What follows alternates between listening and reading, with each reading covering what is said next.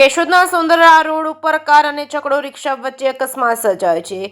Car ચાલકે એક બાદ એમ બે રિક્ષાને લીધી હતી હડફેટે। અકસ્માતથી બંને રિક્ષા ચાલક ઇજાગ્રસ્ત થયા હતા। બંને ઇજાગ્રસ્તને સરકારી હોસ્પિટલ ખાતે ખસેડતા પ્રાથમિક સારવાર અપાઈ હતી। મોટરકાર માળિયાહાટીના તાલુકા પંચાયતના ઉપપ્રમુખની હોવાની મળી હતી વિગતો। સ્થાનિકોએ કારને પૂરપાટ દોડતી હોય ચાલકની બેદરકારી હોવાના કારણે કર્યો હતો આક્ષેપ। તો કાર ચાલકને તરફદારી કરતા માળિયાહાટી તાલુકા પંચાયતના ઉપપ્રમુખે રિક્ષા ચાલકની બેદરકારી હોવાનું કહી ડ્રાઈવરનો બચાવ કર્યો છે। પોલીસે અકસ્માતની ઘટના અંગે તપાસ હાથ ધરી હતી। જેકેસી ગુજરાતી સાથે રાજુ પંડ્યા, કેશોદ।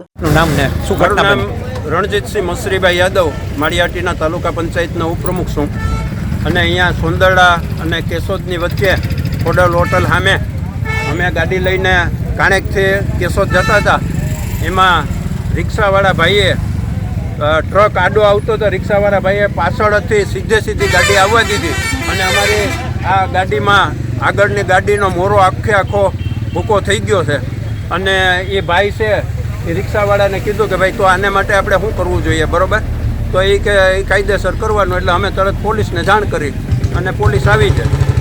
સ્થાનિકો એવો આક્ષેપ કરે છે કે જે બે ઇજાગ્રસ્ત છે રિક્ષાવાળા એને આ લોકો જે છે ફોર વ્હીલવાળા એ હોસ્પિટલે નહોતા જવા દેતા। ના, એવું કંઈ હતું નહીં સાહેબ। કોઈ પણ આક્ષેપ પ્રત્યાક્ષેપ તો કોઈ પણ કરી શકે છે। અમે કોઈ દવાખાને કે હોસ્પિટલના કામે કોઈ પણ ના ન પડીએ કે અમને અમારું પોતાનું એક્સિડન્ટ થયું હોય તો અમને પણ હોસ્પિટલે કોઈને કોઈ લઈ જવા માટે કોઈ ના ન પાડી શકતા હોય।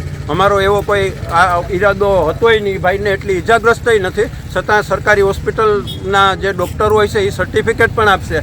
112ને અમે પોલીસને જાણ કરી હતી। પોલીસ આવે તો એ ભાઈને એ માટે કે ભાઈ આપણે પોલીસ આવે તો એ બેહીને કોઈ રસ્તો નીકળતો હોય તો વાંધો નહીં, કાયદેસર કરવું હોય તો વાંધો નથી। એ ભાઈને એટલી ઇજાગ્રસ્ત નથી, છતાંય તમે તમારું ઓલું કરી લેજો। બાકી ઇજાગ્રસ્ત હોય તો અમે એને કંઈ ના ન પાડી શકીએ કે દવાખાને ન જવાય। એ કોઈ આક્ષેપ કરતા હોય તો એની રીતે કોઈ આક્ષેપ કરી શકે, અમે આવો આક્ષેપ કરતા નથી।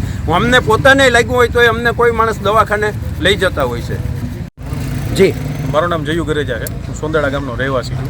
આજે અહીંયા મારે જે સોંદરડા હાઈવે કેશોદ જવાનો જે મેન હાઈવે છે ત્યાં ખોડલ હોટલની સામે એક સ્વિફ્ટ ગાડી હતી જેમાં બોર્ડ મારેલો હતું માળિયા તાલુકા ભાજપ ઉપપ્રમુખ, નહીં સોરી માળિયા તાલુકા પંચાયતના ઉપપ્રમુખ। એ ગાડી પૂરપાટ ઝડપે આવતી હતી, એણે બે રિક્ષાઓને અડફેટે લીધી અને બંને રિક્ષાવાળા અમારા ગામના છે સ્થાનિક અને બિચારા રિક્ષામાં મજૂરી કરીને ખાય છે। હવે એમાં એક રિક્ષાવાળાને બહુ ગંભીર રીતે ઘવાયો, સરકારી દવાખાને અત્યારે એને દાખલ કર્યો છે। એને દવાખાને જવા નહોતા દેતા, જે અકસ્માત કર્યો છે ભાઈ ગાડીવાળા સ્વિફ્ટવાળા ભાઈ છે એને દવાખાને નહોતા જવા દેતા અને ધમકી આપતા હતા દવાખાને તને ન જવા દે। પછી અમે આવી અને એમને દવાખાને રિફર કર્યા છે અને આ પૂરપાટ ઝડપે આવતી સ્વિફ્ટે બે રિક્ષાઓને અડફેટે લીધી છે। કેટલા લોકોને કુલ ઈજા થઈ છે? બે વ્યક્તિઓને, બે રિક્ષાવાળા હતા, બેને ગંભીર ઈજાઓ થઈ। એમાં પેસેન્જર હતા કે નહીં? પેસેન્જર નહોતા, એ અહીંયા ગામમાં માલ માટે ચાલે। આગળની શું કાર્યવાહી થઈ છે? આગળ હવે અત્યારે પોલીસ હોસ્પિટલે રિફર કર્યા છે અને આ શું ગાડીના ચાલક સામે પોલીસ કેસ દાખલ કરશે।